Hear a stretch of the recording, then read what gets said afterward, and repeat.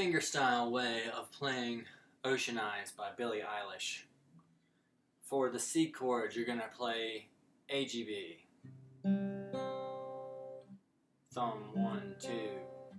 For the D chord, you're going to play D, G, B. Thumb 1, 2. And for the E minor chord, you're going to play D, G, B, D, G, B, D, G, D, G.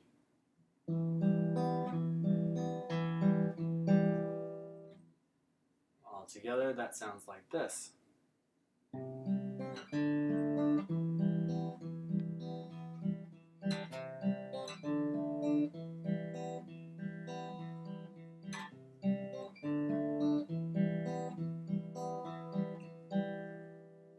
When you switch to the G chord, you're going to have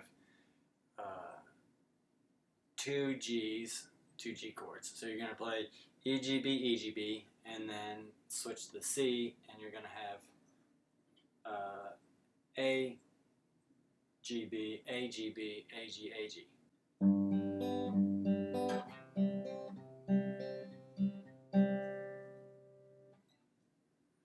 And on the second time, that repeats.